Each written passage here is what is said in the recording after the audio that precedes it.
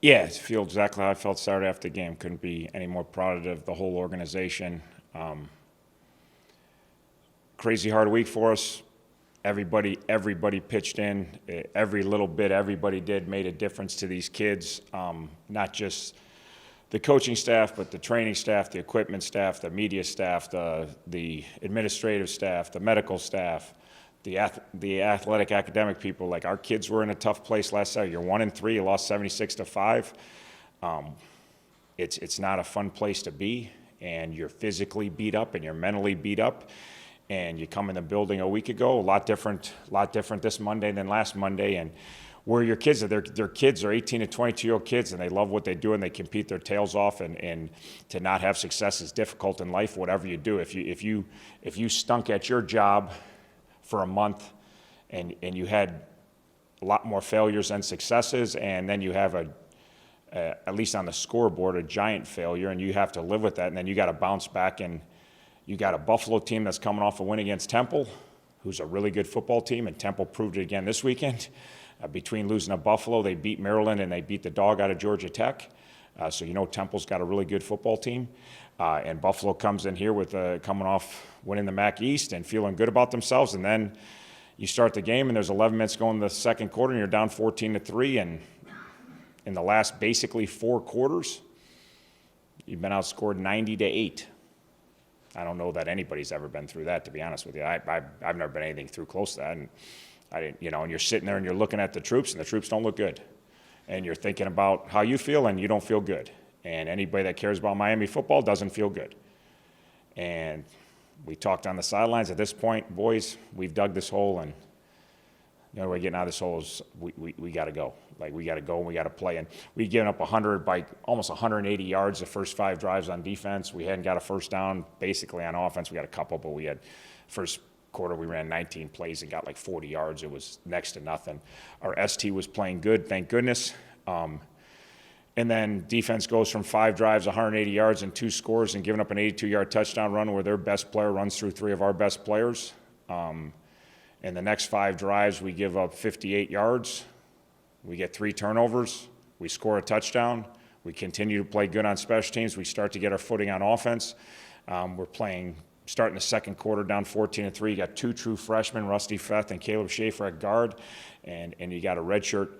You got a redshirt freshman at right tackle, and then you got Danny and Tommy. Thank God Danny and Tommy were out there, and you're down 14-3, and Jack Sorensen's out, and he's done for the day, and what are you going to do? And we just kind of plodded along and kept bowling our neck and kept playing and kept making plays, and everybody pitched in, offense, defense, special teams. Obviously, Mo Thomas was ridiculous with some help. He got some good blocks on his return, but he's ridiculous on 3 punt returns, 26 yards average. That's crazy, flipping the field. Obviously, Sloman on the field goal is a 53-yarder. He makes 2 others. I know we took one off the board because we got a penalty, but he's 3 for 3 on field goals. He makes all his extra points. He's 7 for 7 on touchbacks. Kramer doesn't hit his first punt great, but after that, he's dynamic punting and flipping the field, and our coverage units are good. So offense, we can't run it, but we stick with it, and then pretty soon you look up, somehow Bestra has 100 yards, and a lot of it has to do with we got better as the game went on, and those young kids that, Rusty went in there, and it's like, oh my God, I'm playing against Buffalo. They won the league last year, and I got here 5 weeks ago, and I'm playing, and wow, I wanted this, but did I really want this? And then they kind of got their footing and they start getting on some people. And then obviously Besser and the other boys do a good job running the ball and grinding out a lot of hard yards. It's hard to get yards against Buffalo, run the ball. Coming in the game, they'd given up nothing rushing, and they were not easy yards. It was one of the harder 100-yard days you're ever going to see. And then James May goes out there and catches a big 55-yard post route from true freshman to true freshman, and we make enough plays, and next thing you know, we score 31 straight points, which is pretty amazing. I don't know that anybody's ever got outscored 90-8, and I'm pretty certain if they did, they didn't score the next 31. Particularly without a fresh start from a new game, particularly when you're down 14-3 and come back and score. So defense with the turnovers we talk about every week, big keys to the game, turnovers, and again, obviously, field position and turnovers were huge. We get 4. One's a touchdown, one's on the 3, which sets up obviously a field goal. Another one sets up a short field that leads to points, and then obviously no turnovers on offense. So we make their offense drive the ball the whole game, and obviously average starting field position was, 20-yard line for them and midfield for us, and it makes it a lot easier to operate. So awesome win. Way shorthanded. A lot of guys out. Trey Banks doesn't dress. A lot of guys out. And a lot of kids stepped up and chipped in, and then new guys made plays and old guys made plays, and special teams was great. So it was pretty amazing week. And when it was 14-3 in the second quarter, I'm not sure I was going to be this happy on Monday, but I'm very proud of those kids. They bowled their neck and got it done, and no one else could do it but them. They went out there and made the plays. They went out there and kept believing. They went out there and kept playing when, I don't know, I'm not sure why they would keep believing at that point. You've been outscored 90-8, and you're down 14-3, and you just gave an 82-yard touchdown run where you should have tackled him for no gain, but he ran over you. It can be demoralizing. Those kids just kind of looked at each other and decided that we're not done yet, and we're going to keep playing. And they beat a really good football team on Saturday. True freshman at quarterback, 2 true freshmen on the offensive line, and you mentioned it. Besides the no turnovers, only 2 penalties for 20 yards to their 10 for whatever. That focus, I thought, was off the charts. How amazing is that? Yeah, it was good. Again, anytime you have 2 penalties, and nowadays in college or pro, if you're watching any college or pro games, it seems like there's more penalties thrown than ever. It's been out of control. So anytime you have 2 penalties and no turnovers on offense, you're at least giving yourself a chance. You're not, hey, we talk about the first 3 weeks as quality as the opponents were, and I know our 3 losses were to good teams, but we're still focusing on those things, the penalties, the turnovers, you know what I mean? Those are things we're still in control of. We feel like it, certainly the penalties you are, the turnovers, we still feel like if you play Ohio State, you're still in control of the football, that you may not get what you want out of the play, but you can't give it to them, and obviously from one week to the next, we saw what turnovers minus can do to you in a hurry, and we also saw if you win the turnover battle 4-0, what it can do for you as far as looking up and having a 34-14 lead. You mentioned during the post-game press conference the mixed feeling with, you want to keep the momentum, but you have the bye week, and you've been talking about the injuries. How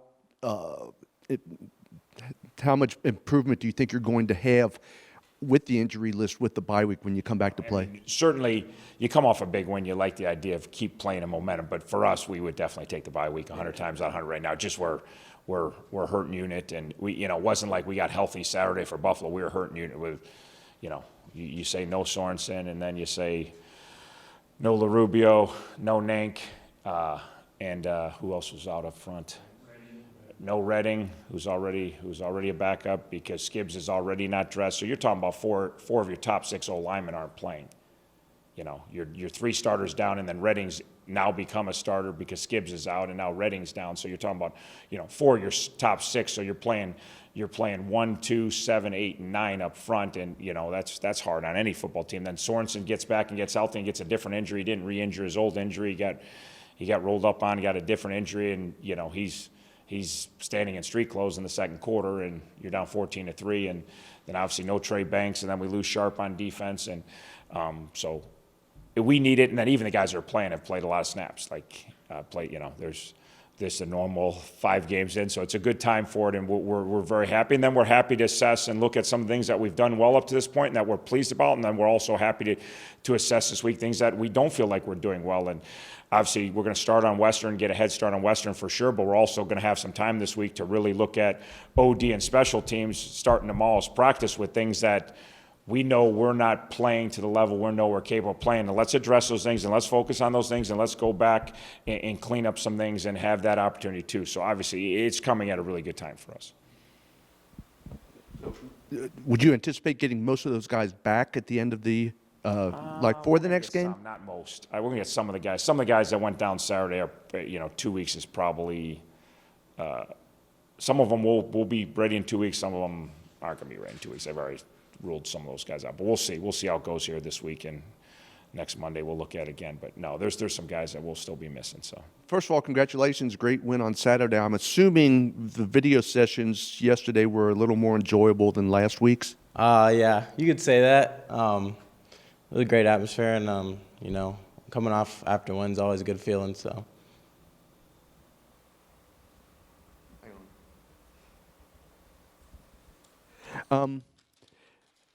What impressed me Saturday was among many things, was y'all's focus. I mean, you only had 2 penalties, and the defense forced 3 turnovers. Where did that come from? You know, we've always been harping on just sticking to what we do.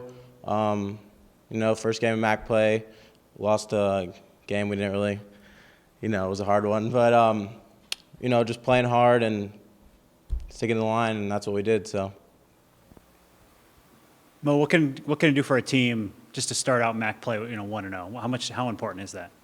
it's really important. You know, our goal is the MAC championship. Every game matters. You have to come prepared. You can lose and win every week in MAC. So just coming out, playing our hardest. It was weird because usually we start off hot, but this game was a little backwards. So we just stayed focused and kept it rolling. Also, can you talk about being the all-time kick return leader now here at Miami? What's that mean to you?